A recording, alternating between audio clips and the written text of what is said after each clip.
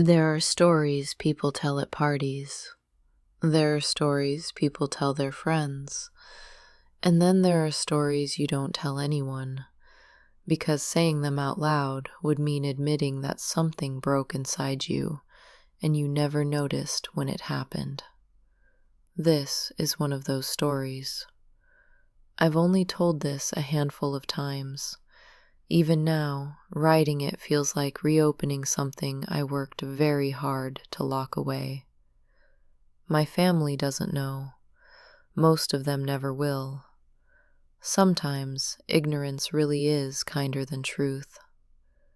When I met him, I didn't see danger. I saw charm.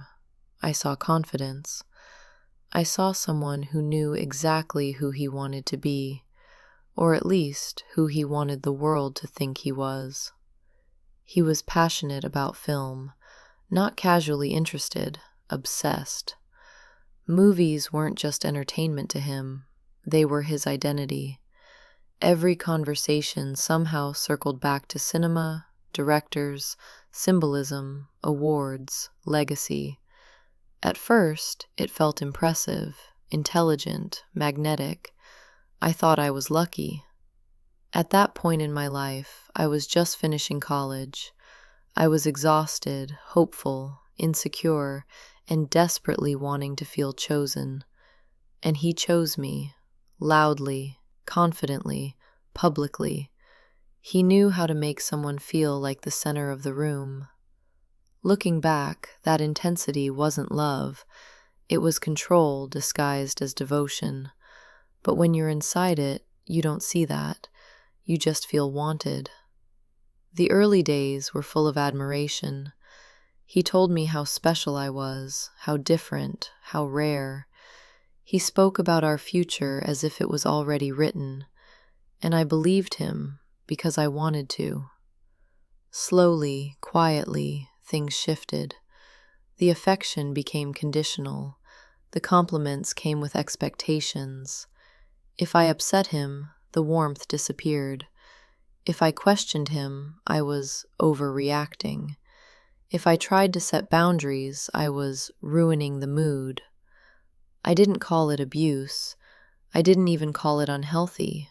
I called it love. There were moments that made me uncomfortable. Comments, looks, reactions that lingered a little too long. But I ignored them.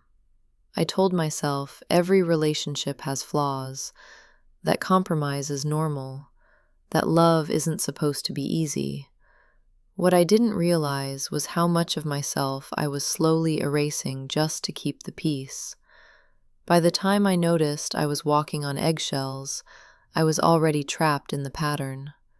Apologies followed anger, promises followed pain, and hope followed everything. I stayed because I believed things would go back to how they were.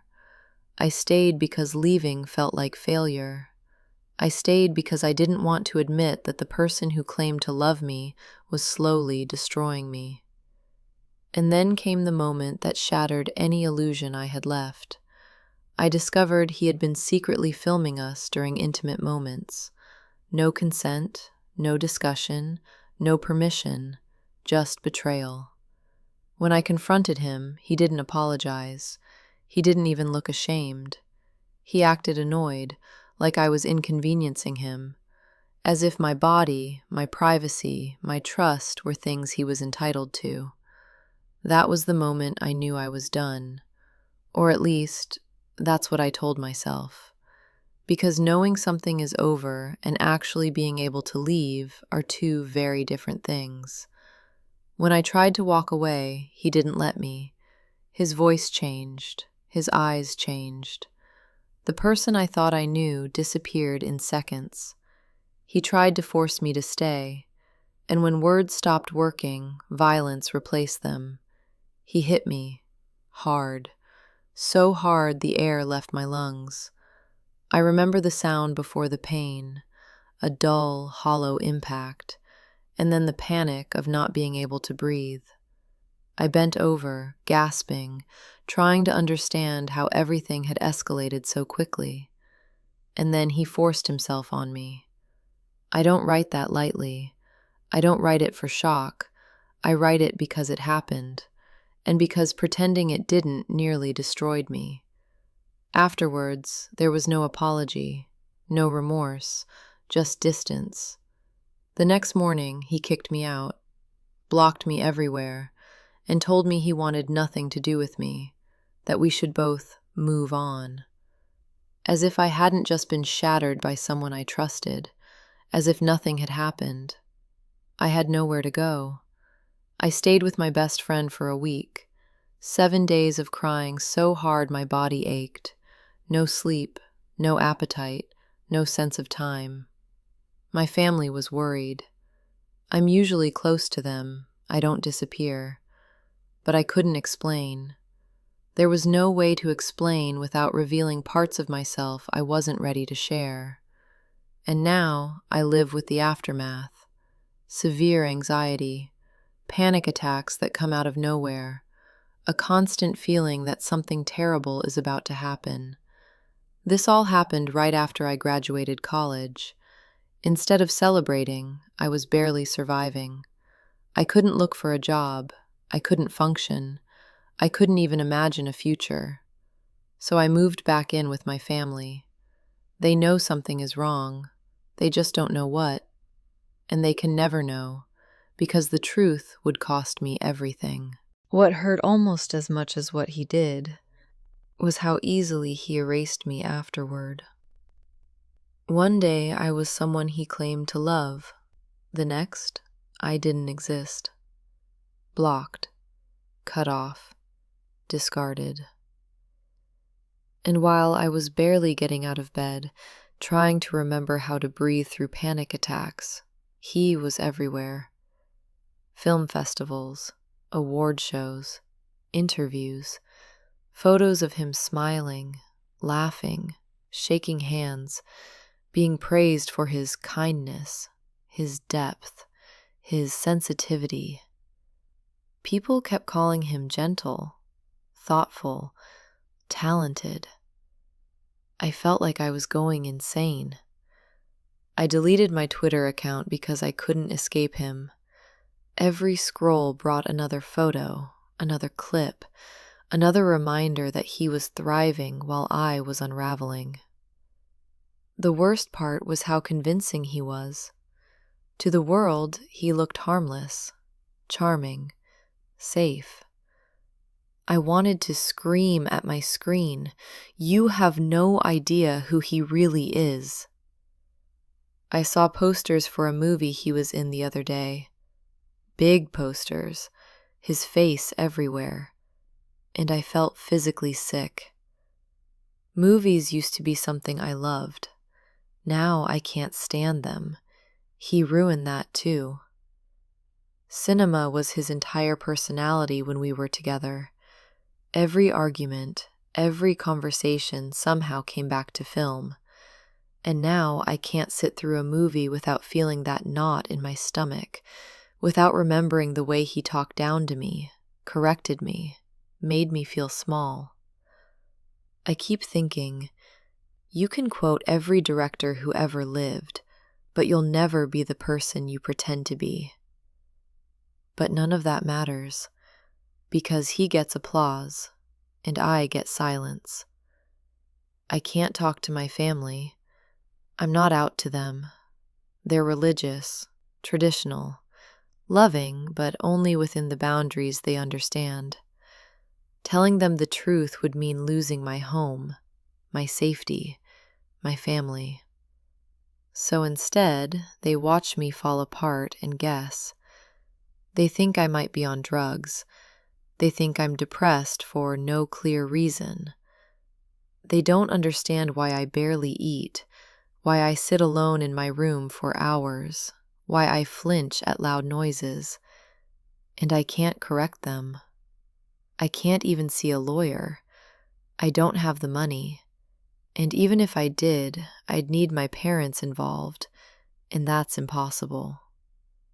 So I'm trapped between two impossible choices: stay silent and suffer alone, or tell the truth and lose everything. Some days, the weight of that choice feels unbearable. There were moments, dark ones, where I honestly thought it would be easier to just disappear, to jump off a cliff, to stop existing. Part of me wanted to go public, to burn everything down, to tell the world exactly who he is and let the fallout destroy us both. But then reality hits. I'd be homeless, disowned, alone, and he would still have his career. That's the part that feels the most unfair. He gets to move on untouched. I get to carry the consequences. What hurts even more is admitting something I never wanted to admit, that I stayed. Even after the red flags, even after the discomfort, even after the fear. I stayed because I hoped, because I minimized, because I told myself it wasn't that bad. And that realization eats at me. I feel stupid in hindsight, ashamed, angry at myself for not leaving sooner. But abuse doesn't look obvious when you're inside it. It looks like confusion. It looks like self-doubt. It looks like constantly asking yourself if you're the problem. I didn't allow him to hurt me because I wanted to.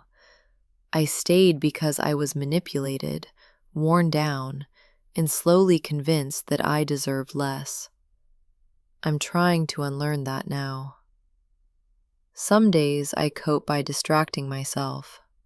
Some days I can't cope at all. The panic still comes, out of nowhere.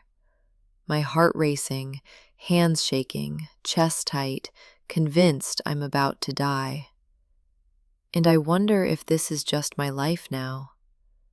I came here looking for support, for community, for someone to tell me I'm not broken beyond repair.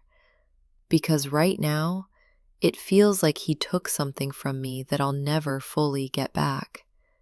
And I don't know how to live with that yet. I don't wake up every day feeling strong. Some mornings, strength looks like getting out of bed. Other days, it's just staying alive. Healing didn't arrive all at once. There was no moment where everything suddenly made sense, no dramatic breakthrough where the pain disappeared. Instead, there were small, quiet realizations, the kind that don't announce themselves. Like understanding that my panic attacks weren't weakness. They were my body remembering what my mind tried to forget. Or realizing that my silence wasn't cowardice, it was survival. For a long time, I blamed myself for staying. I replayed every moment in my head, asking why I didn't leave sooner, why I ignored the signs, why I trusted him. But trauma rewrites logic. When someone breaks you down slowly, piece by piece, you don't notice what's happening until you're already too tired to fight back. You don't stay because you're stupid. You stay because you've been convinced that leaving would be worse. That's something I'm only now learning to forgive myself for. I still don't have justice in the way people imagine it. There was no courtroom, no public reckoning, no apology. He never reached out, never acknowledged what he did, and maybe he never will. For a long time, that felt unbearable, like the story was unfinished. But I'm starting to understand something difficult. Closure doesn't come from the person who hurt you.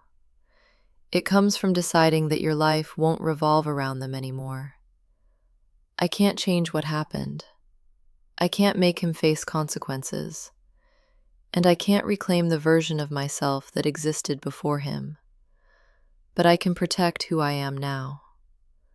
I'm learning how to sit with discomfort without punishing myself for it. How to breathe through panic instead of fighting it.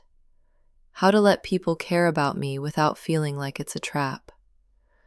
Some days, I still feel angry when I see his face somewhere. Other days, I feel nothing at all, and that scares me in a different way. But there are also days when I laugh, days when I feel safe, days when the world doesn't feel so heavy. And those days matter. I'm not healed. I'm not over it. But I'm here. And being here took more strength than anyone will ever know. If you're listening to this and recognizing pieces of yourself, the confusion, the shame, the isolation, I need you to hear this. What happened to you was not your fault. Staying doesn't mean you agreed. Silence doesn't mean you're weak. Surviving something you never should have had to endure is not failure. It's resilience. I don't know what my future looks like yet, but I know one thing for sure. My story doesn't end with him, and neither does yours.